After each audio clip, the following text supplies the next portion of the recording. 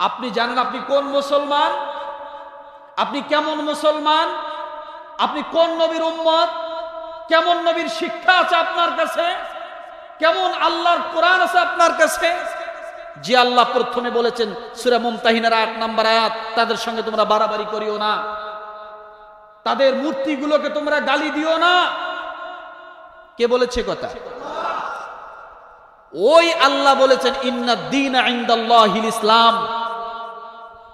আমরা সেই ইসলামের ছায়াতলে আছি, আমরা সেই ইসলাম পালন করি, ওই শিক্ষা আমাদের আছে। আপনার রাসূল কি বলেছে দেখেন, কি শিক্ষা দিয়েছে দেখেন। জাবের ইবনে আব্দুল্লাহ রাদিয়াল্লাহু তাআলা আনহু থেকে বর্ণিত, তিনি বলেন আমরা রাসূলুল্লাহ সাল্লাল্লাহু আলাইহি ওয়াসাল্লামকে নিয়ে একটি রাস্তার নিকটে গাছের নিচে ছায়ার মধ্যে বসে আছি, রাসূলকে নিয়ে আমরা বেষ্টন করে বসে আছি। এমন সময় আমাদের পাশ দিয়ে একজন লাশের খাটিয়ে আমাদের সামন দিয়ে আমাদের পাশ দিয়ে বহন করে কিছু মানুষ নিয়ে যায়। আল্লাহর নবী দেখেন খাটিয়ার মধ্যে একজন মৃত মানুষ দেখা যায়। আল্লাহ নবী হঠাৎ করে সঙ্গে সঙ্গে দাঁড়িয়ে গেলেন। কালকে বলেন সুবহানাল্লাহ। আল্লাহর নবী দাঁড়িয়ে গেলেন। জাবির ইবনে আব্দুল্লাহ বলেন, ও আল্লাহর নবী, আপনি নবী হয়ে, রহমাতাল লিল আলামিন হয়ে, আপনার মতো একজন ব্যক্তি হয়ে, নবী হয়ে, শ্রেষ্ঠ নবী হয়ে, মর্যাদা সম্পন্ন নবী হয়ে আপনি খাটিয়ার একটা মৃত মানুষ দেখে দাঁড়ালেন। ইয়া রাসূলুল্লাহ, সে মৃত্যু দেহটা তো কোনো মুসলমানের না। নবী গো, এটা হলো একটা ইহুদির মৃত্যুদেহ, আপনি এটাকে দেখে কেন দাঁড়ায় গেলেন? আল্লাহর নবী বলেন, ও জাবের, একটা মৃত মানুষ তো, সে মানুষ নামে সে তো জন্মগ্রহণ করেছে, সে মৃত্যু হোক, সে মৃত্যু হলেও সে আমার কাছে, আমাদের মুসলমানের কাছে, তোমাদের কাছে সম্মানের প্রাপ্য। আল্লাহর নবী একজন মৃত ইহুদিকে যদি এই সম্মান দেন, জীবিত মানুষকে কতটা সম্মান দিতে বলেন। ও মুসলমান, বুখারী শরীফ হাদিসের হাদিস নাম্বার 1311 নম্বর হাদিস, এই হাদিসটা আছে যে তোমরা লাশের প্রতি সম্মান দেখাও, সেটা ইহুদি হোক, খ্রিস্টান হোক, হিন্দু হোক, অন্য জাতি হোক, কিন্তু সে তো একটা লাশ, দুনিয়া থেকে চলে যাচ্ছে, তাকে তোমরা সম্মান দেখাও। এই শিক্ষা আমার রাসূল মুসলমানদেরকে দেয়, কথা ঠিক কিনা? আমার ভাইরা, এই গেল একজন রাসূলের কথা। এবার রাসূলের সাহাবী কেমন? হযরত উমর রাদিয়াল্লাহু তাআলা আনহু ওয়া মুসলিম ইহুদি বৃদ্ধর সঙ্গে কেমন আচরণ করেন, কেমন সদাচরণ করেছিলেন দেখেন। কিতাবুল আমওয়াল ইবনে মানজুয়া 1 নম্বর খণ্ড 143 নম্বর পৃষ্ঠা, হাদিস নাম্বার 179। উমর রাদিয়াল্লাহু তাআলা আনহু খেলাফতকালে এক ইহুদি বৃদ্ধকে দেখেন মসজিদের সামনে দাঁড়িয়ে দাঁড়িয়ে ভিক্ষা করে, মানুষের কাছে মসজিদের দরজার সামনে দাঁড়িয়ে দাঁড়িয়ে হাত পাতে। হযরত উমর রাদিয়াল্লাহু তাআলা আনহু তাকে ডাক দিয়ে বলেন, তোমার প্রতি আমরা ইনসাফ করতে পারিনি। কে বলছে কথা? হযরত উমর রাদিয়াল্লাহু তাআলা আনহু বলেন, তোমার প্রতি আমরা ইনসাফ করতে পারিনি। ইহুদি বৃদ্ধকে হযরত উমর ডাক দিয়ে বলে, তোমার প্রতি আমরা ইনসাফ করতে পারিনি। যদিও তোমার যৌবনে তোমার কাছ থেকে আমরা জিজিয়া নিয়েছি, আর তোমার বৃদ্ধ বয়সে তোমাকে ধ্বংসের দিকে ঠেলে দিয়েছি। অর্থাৎ ও বৃদ্ধ, তুমিও যদিও ইহুদি হও, তারপরেও তোমাকে সদাচরণ করা আমাদের দায়িত্ব, তোমার অভাব পূরণ করা আমাদের মুসলমানের দায়িত্ব। একজন সাহাবী হযরত উমরের এই আচরণ। এরপর হযরত উমর রাদিয়াল্লাহু তাআলা আনহু বৃদ্ধ ইহুদিকে হাতে ধরে বাইতুল মালের নিকটে নিয়ে গেলেন। যাওয়ার পরে বললেন, তুমি আর হাত পাতবা না, এই যে বাইতুল মাল থেকে তোমার জন্য বরাদ্দ করলাম, আর প্রতি মাসে এসে এসে তোমার বরাদ্দর বাকিটুকু তুমি প্রতি মাসে নিয়ে যাওয়া। একজন মুসলমান একজন হিন্দুর কর্তব্য কেমন পালন করেন, ইহুদির কর্তব্য পালন করলেন।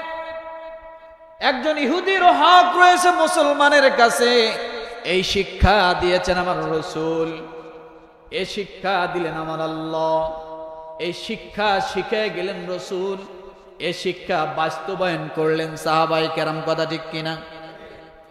ও মুসলমান, এই জন্য আমরা এইগুলা থেকে সব সময় শিক্ষা নিব। অমুসলিমদের উপাস্যকে আমরা কখনো গালি দিব না। দ্বিতীয় নাম্বার, তাদের জানমালের সুরক্ষায় আমরা সব সময় অটল থাকব। তৃতীয় নাম্বার, অমুসলিম মজলুমদের বদদোয়া কিন্তু আমার আল্লাহ শোনেন। একজন কাফের যদি দোয়া করে শোনে কি শোনে না? কথা বলেন। একজন মজলুম যদি দোয়া করে শোনে কি শোনে না? শোনে।